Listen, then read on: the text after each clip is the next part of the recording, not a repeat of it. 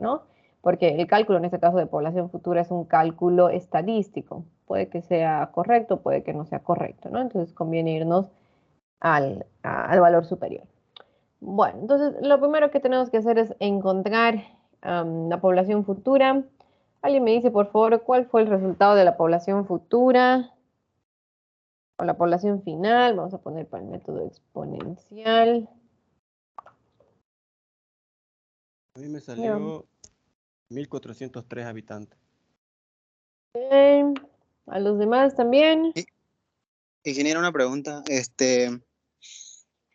Yo hice así una media de población futura con la geométrica, aritmética y la Guapaus. ¿Eso también está ¿Cuánto le bien? salió? Claro que sí. 1350. 350. Ok. Inge, Adelante. 1474. 1474. Perfecto.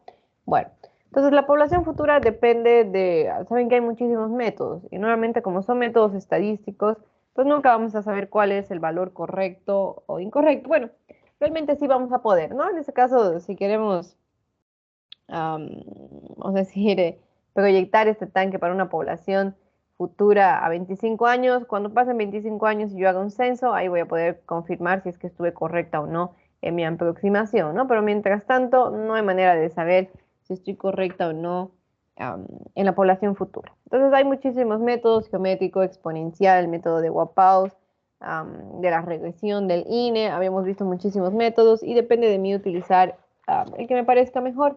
Yo tomaría el valor más elevado. ¿Por qué? Porque a mí me gusta mucho irme por la parte de la seguridad, ¿no? Entonces prefiero hacer un tanque in-hof, en este caso para una población de 1474. ¿Con qué método obtuvo este resultado, por favor? Si me indica. Ahí un cachito voy a revisar, es que lo puse directo la fórmula y el resultado. Claro que sí, para que lo anote, ¿no?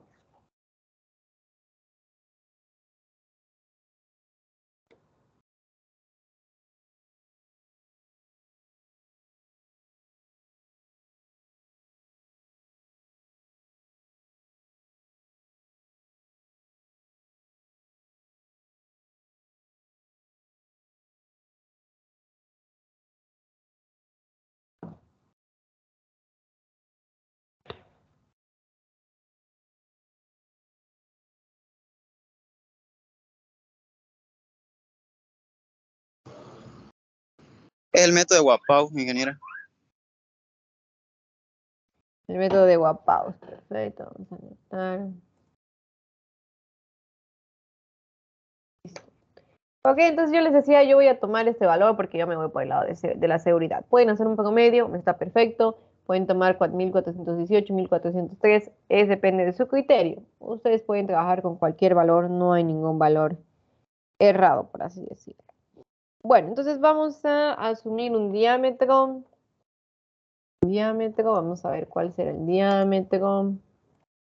Basados en nuestra tablita. Para una población de 1474, más o menos va a quedar aquí. Más o menos va a ser 1500. Yo tomaría un valor de 5. No sé qué les parece a los demás. Yo tomaría un valor de 5 metros, ¿no? Para esa población. Entonces, una vez que yo ya asumo lo que es el diámetro, empiezo a dimensionar mi tanque in-hof, porque solamente depende de la población futura y del diámetro. Entonces voy a colocar aquí al ladito lo que es las diapositivas.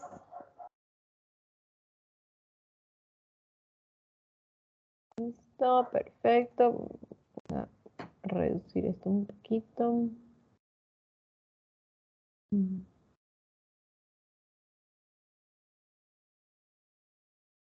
Listo. Ok, entonces vamos a empezar con la altura de la cámara de sedimentación, el ancho, perdón, que sería B.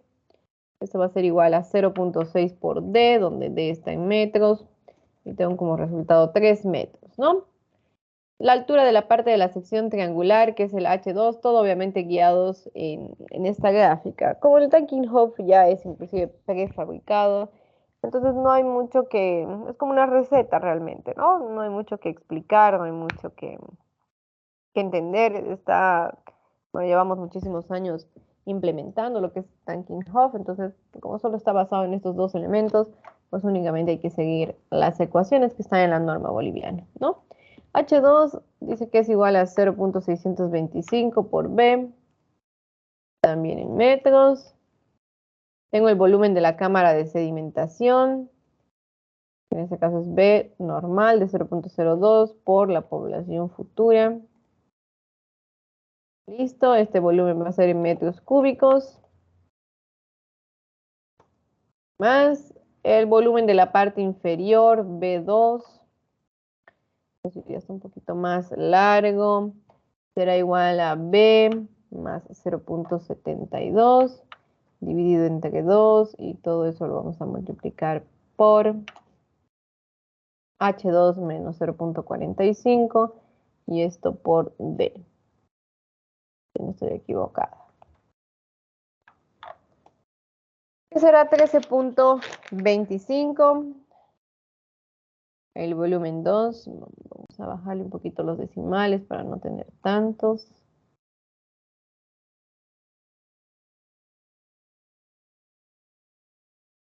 Listo. Ahora, continuamos. Ahora nos toca la altura de la parte de la sección rectangular, todo lo que está aquí, en esta partecita, H1, eso va a ser igual a B menos B2, B menos B2, entre B por D, B por D, ¿listo? Obviamente eso también va a estar en metros. Así. Tenemos lo que es el volumen D, que es el volumen de la cámara de digestión. Y habíamos dicho que depende de qué tipo de tratamiento yo quiero hacer en el Tanking Hoff. Generalmente se lo utiliza para tratamiento primario y secundario. Lo único que varía es que si yo lo voy a utilizar de esta manera, que voy a hacer un tratamiento un poquito más completo, el volumen simplemente va a ser mayor. Esa es la única diferencia. Entonces, en el ejercicio, creo que les decía que iba a tener tratamiento biológico posterior. Entonces, bueno, perdón, íbamos a trabajar como tratamiento biológico. Entonces, vamos a trabajar con 0.07 de la población futura. Metros cúbicos. ¿Qué más? La altura del cono inferior, que será H3, es igual al diámetro entre 4 metros. ¿Qué más? El volumen de la parte cilíndrica, B4, eso va a ser igual a BD menos B3, BD menos B3. Perdón, ¿dónde está el B3? El volumen de la parte, me faltó el volumen de la parte cónica, me estoy saltando ese B3. Eso es igual a pi. Pi es, voy a colocar aquí pi por D3. Por D, perdón, elevado al cubo. Aquí me faltó elevado. Bueno. Colocar ahora sí para no complicarnos.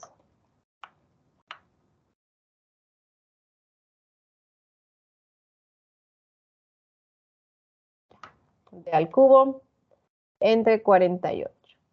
Todo eso tiene que estar entre 48. Listo. Y obtenemos lo que es B3 en metros. Ahora sí vamos con B4. Esto va a ser igual a BD menos B3, BD menos B3, menos el volumen de la parte cónica, y tengo 95 metros cúbicos. Y finalmente voy con H4, que es la altura de la parte cilíndrica, ¿no? Entonces aquí tengo lo que es el H4. Va a ser igual a 4 veces B4, 4 por B4, Y eso lo voy a dividir entre pi por, en este caso, d al cuadrado. Donde tengo d por d al cuadrado. Listo. Lo tengo listo. Tengo lo que es el h4. Finalmente, lo que es la altura total, eso está en metros, eso está en metros cúbicos. La altura total de todo el tanque in Hof, esto va a ser igual a 0.95, más H1 más H2 más H3 y H4, más H1 más H2 más H3 y más H4. Y obviamente eso está en metros, ¿no? Entonces va a ser aproximadamente 10. Listo, entonces ya tengo lo que es la altura del tanque in-hof, ¿no? Entonces, ¿de qué manera se dimensiona? Ustedes tendrían que colocar aquí en la grafiquita cada uno de esos valores, ¿no? La altura total, que son 10 metros, cuánto vale cada uno de estos elementos. Podrían haber hecho una sección vista desde arriba, donde tenemos obviamente el diámetro del tanque in-hof, que serán los 5 metros, que equivale a esta B. Y tendría en este caso lo que es la B minúscula, que es un poquito más pequeño como la tapa del tanque in-hof, esta partecita, pero obviamente hablando de un tanque cilíndrico. Y ahí tendríamos el valor de 3 metros, ¿no? Que es aproximadamente lo que obtuvimos con B. Listo, y eso era todo el ejercicio del tanque in-hof. Es una unidad muy sencilla, si se dan cuenta de diseñar. Así está en la norma boliviana la manera en cómo nosotros tenemos que proceder. Y por esta facilidad es que realmente se utiliza muchísimo ese tipo de tanques, obviamente para cuando estamos hablando de comunidades pequeñas, ¿no? De pequeñas poblaciones. No sé si alguien tiene alguna consulta o alguna duda en esta parte del dimensionamiento. De lo contrario, para continuar.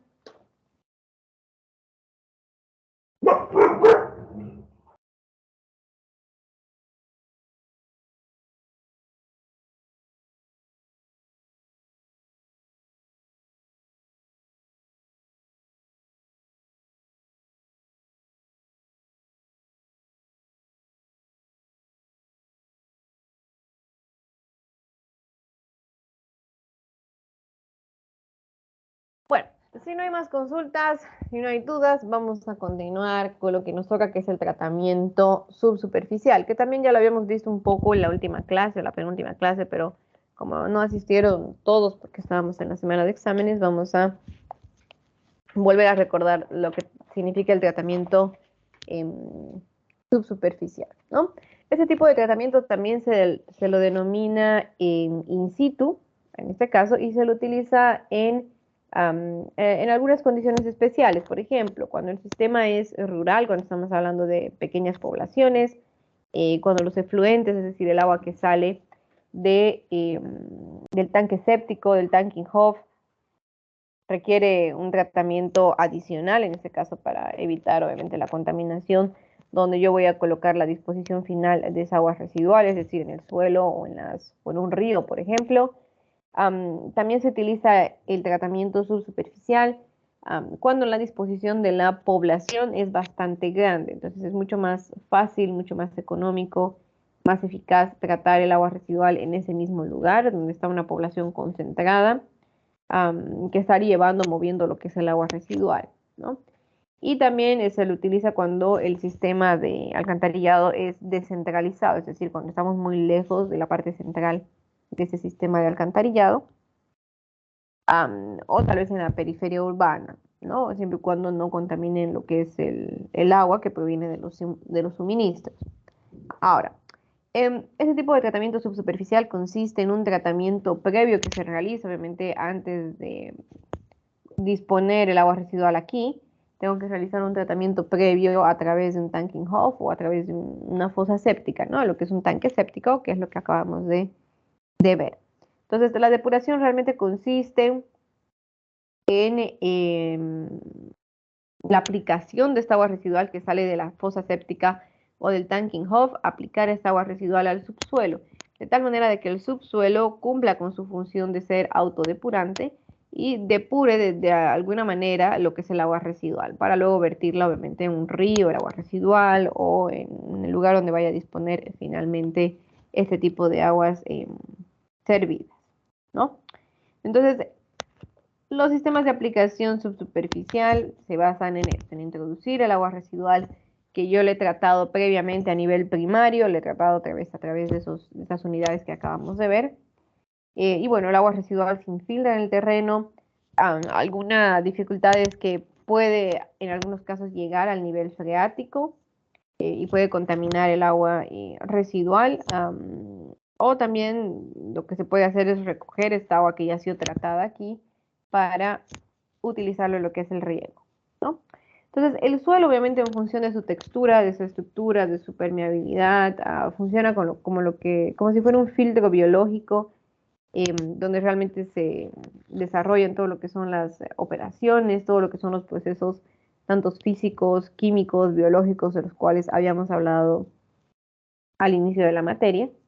Y para diseñar de manera adecuada este tipo de sistemas, obviamente yo tengo que realizar varios ensayos al suelo, ¿no? Porque depende del suelo, depende de la infiltración, de la permeabilidad, este tipo de tratamiento. Ahora, los tipos de tratamientos son las zanjas filtrantes, que es lo que ven ahí en la pantalla. Tenemos lo que es el lecho filtrante, ese es un lecho filtrante que es un poquito diferente a las zanjas. Tengo lo que es el pozo filtrante, tengo lo que es el filtro lento de arena también, por ejemplo, ahí ven el pozo de absorción, o también llamado el pozo filtrante. Todo ese tipo, bueno, todas esas imágenes corresponden a un tratamiento subsuperficial, ¿no?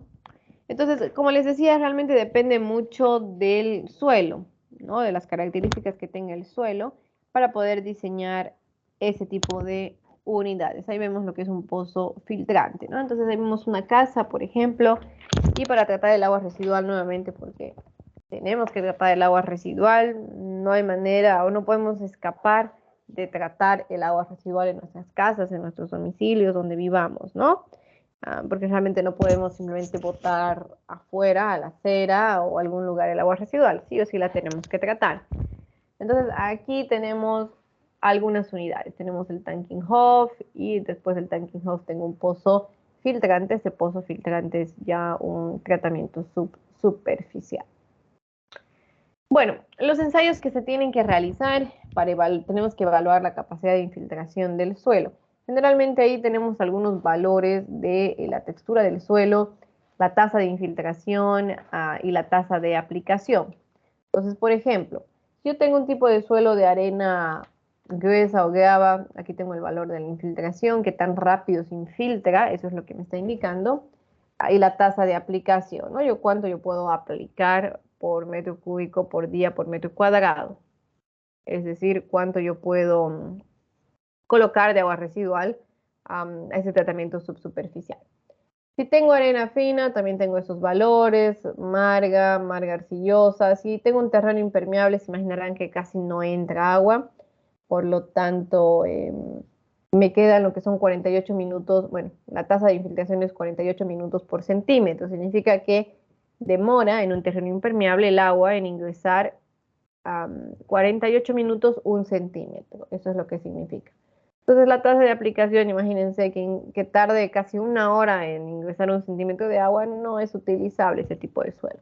Si yo tengo un terreno impermeable como si fuera una marga, como si fuera arcilla, entonces realmente yo no puedo utilizar o realizar un tratamiento subsuperficial porque el agua nunca va a ingresar, ¿no? El agua residual. Entonces, lo primero que yo tengo que determinar para el dimensionamiento es la superficie del terreno necesaria para realizar el tratamiento subsuperficial. ¿Cómo yo encuentro la superficie? Yo solamente tengo que dividir el caudal medio, que es el caudal, se imaginarán, sabemos cuál es la dotación. En las áreas rurales la dotación es 100 litros por habitante por día. Eso nosotros lo multiplicamos por el coeficiente de retorno que habíamos dicho que es 0.8 y obtenemos 80 litros por habitante por día. Yo multiplico eso por la población futura y tengo lo que es el caudal, ¿no? El caudal medio, el caudal que va a ingresar al tratamiento subsuperficial.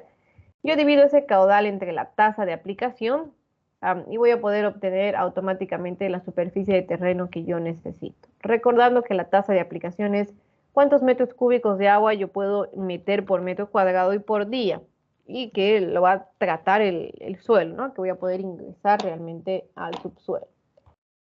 Entonces, para las 4 unidades que acabamos de ver, esa es la ecuación general, la superficie de terreno, ¿no? ¿Cuánto de terreno yo necesito? Ahora, obviamente esta superficie de terreno es una superficie de terreno teórica, obviamente la superficie de terreno real va a ser un poco mayor, ¿no? Cuando hablamos de superficie de terreno van a ver que son superficies considerables, entonces esa es una dificultad de la parte del tratamiento subsuperficial, ¿no? Ahora, nuevamente, los sistemas que más se utilizan son las zanjas filtrantes, lechos filtrantes, pozos filtrantes y lo que les decía, filtros de arena, que son filtros intermitentes de arena. Entonces, para efectuar este tipo de proyecto, cuando hablamos de tratamiento subsuperficial, obviamente yo tengo que tomar en cuenta las características topográficas generales, la pendiente de la superficie del terreno, tengo que tomar en cuenta cuál es el potencial de inundación, si existen algunas estructuras, tuberías, pozos de abastecimiento de agua, para no estar contaminando otras fuentes de agua. Y bueno, ahí tengo algunas características importantes de todos estos elementos que acabo de mencionar. Por ejemplo, la situación del emplazamiento, donde yo quiero emplazar mi tratamiento subsuperficial, yo tengo que seguir el siguiente criterio. Tienen que ser zonas bien drenadas, debo tener pendientes convexas, evitar obviamente la parte de presiones del terreno para evitar encharcamientos. Respecto de la pendiente, se pueden emplear pendientes de 0, de 0 a 25. Puedo emplear para pendientes mayores a 25, pero se dificulta lo que es el uso de la maquinaria. Respecto a los lechos de infiltración, solo puedo emplazarlos en pendientes de hasta 5%. Y tengo todos esas características, ¿no? El tipo de suelo, cuáles son los más indicados. En textura, obviamente los que son arenosos o margosos, cuál es la estructura del suelo, bueno, granulares, el color del suelo, que bueno, tiene que ser un color brillante, estratificación, etcétera, ¿no? Entonces tengo ahí toda la parte de los criterios o las características más importantes que tengo que tomar en cuenta para el proyecto, para lo que es el diseño de lo que es este tratamiento subsuperficial. Para la evaluación, en este caso del terreno, yo tengo que evaluar detalladamente dónde voy a emplazar mi tratamiento subsuperficial. Entonces, ¿qué es lo que yo tengo que ver? Tengo que identificar las características del terreno, las que acabamos de ver en la anterior diapositiva. Tengo que realizar lo que son ensayos de percolación y tengo que realizar lo que es una caracterización hidrogeológica, ¿no? Ensayos de percolación. ¿Por qué? Bueno, porque yo tengo que determinar la capacidad de infiltración, ¿no? Tengo que saber la tasa de aplicación y la caracterización hidrogeológica, porque yo no tengo que contaminar cuerpos de agua que estén próximos a la superficie, es decir, no puedo contaminar pozos de suministro de agua potable. Por eso necesito caracterizar hidrogeológicamente el lugar donde voy a emplazar este tratamiento. Respecto a las características del terreno, el primer punto, identificación de las características del terreno, tiene que ver con el suelo, ¿no? Sabemos que el suelo está compuesto por sólidos, agua, por aire. Cuando hablamos de identificación de las características del suelo, estamos hablando de la textura del suelo, de la estructura del suelo, como les decía, del color, de la presencia de arcillas, de la densidad. Cuando hablamos de identificación de las características del terreno es para que recuerden un poquito de lo que es la materia de suelos, donde trabajamos con ese triángulo, que depende del porcentaje de arena, de arcilla, nos dice qué tan permeable es o qué tipo de suelo es. A eso nos referimos, ¿no? Entonces, esa es la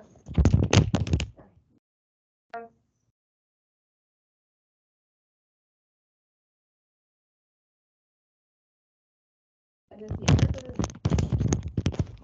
un momento, por favor.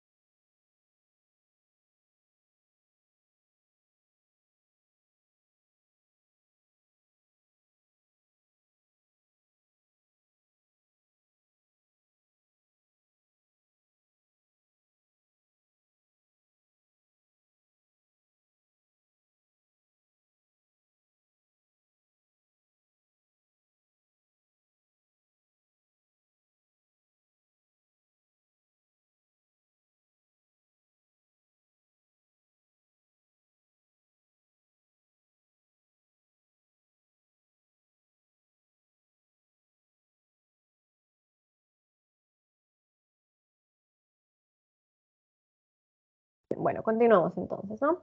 Entonces, eso es el primer detalle, identificación de las características del terreno. Entonces, obviamente tengo que saber primero qué tipo de terreno, qué tipo de suelo, mejor dicho, es con el que voy a trabajar, cuál es su apariencia, cuál es la coloración, si tengo arcillas, etcétera. Luego que tengo que realizar, les indicaba el ensayo de percolación o el ensayo de infiltración. En este caso, en este ensayo se perforan agujeros de diámetro variable. Esos ensayos ustedes ya lo vieron en suelos. Simplemente se los voy a resumir rápidamente porque es algo que ustedes ya pasaron. Entonces, en el ensayo de percolaciones se perforan agujeros de un diámetro de unos 30 centímetros, tal vez máximo, donde quieren colocar el sistema de tratamiento subsuperficial, ¿no? Entonces, obviamente la parte inferior del agujero se sitúa a la misma profundidad que la zona inferior donde van a colocar su sistema de infiltración. Entonces, una vez empapado el alrededor del terreno, con agua, obviamente durante un periodo de 24 horas, entonces determina la velocidad de percolación. Entonces, esta velocidad se determina midiendo el tiempo necesario para que la superficie del agua descienda de una altura, ¿no? Entonces, simplemente voy a medir cuánto tiempo tarda en descender el agua. Y obviamente el descenso de la altura del agua en un intervalo de tiempo determinado. Eso también yo obtengo del ensayo de percolación, ¿no? Tengo que realizar varios ensayos, tengo que tener muchísimo cuidado porque depende de este valor, vamos a decir, la eficacia de mi sistema subsuperficial, de tratamiento subsuperficial.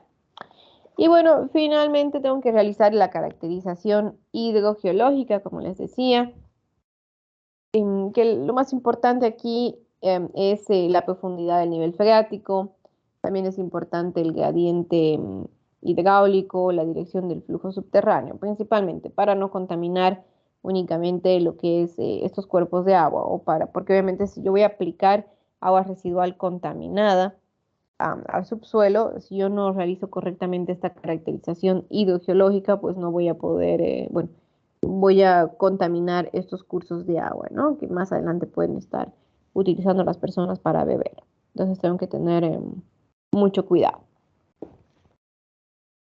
Y bueno, vamos a comenzar con la primera unidad de tratamiento subsuperficial, que son las zanjas filtrantes. Entonces creo que aquí tengo una imagen de las zanjas filtrantes. Ahí las tengo, que simplemente son zanjas de muy poca profundidad, como pueden ver, tendrían 0.5, 0.7 metros. Generalmente la profundidad es menor a 1 metro.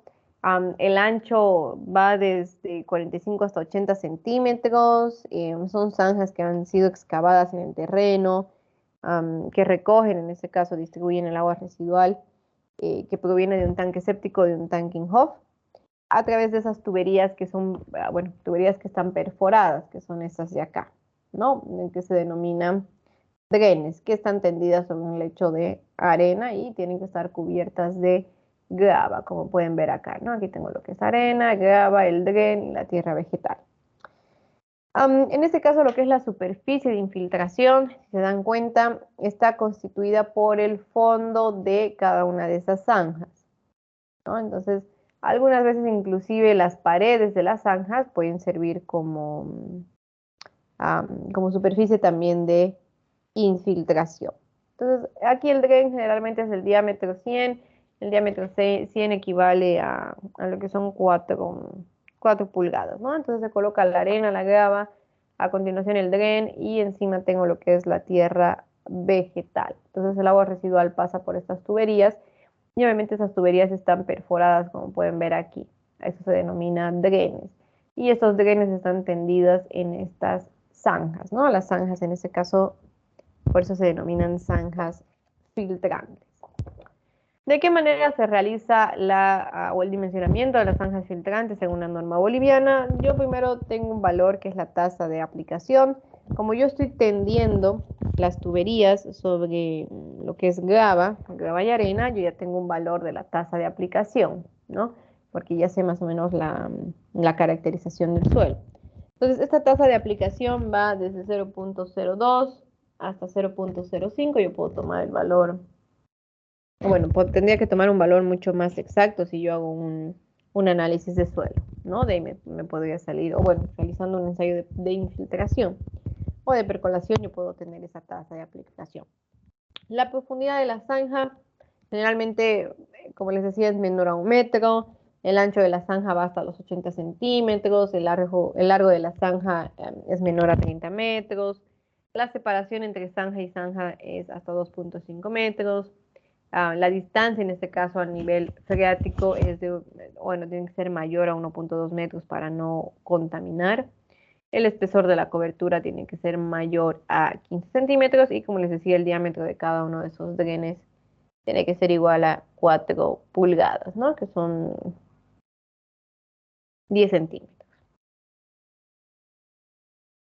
Bueno, entonces vamos a hacer un ejemplo. Vamos, por favor, todos trabajando.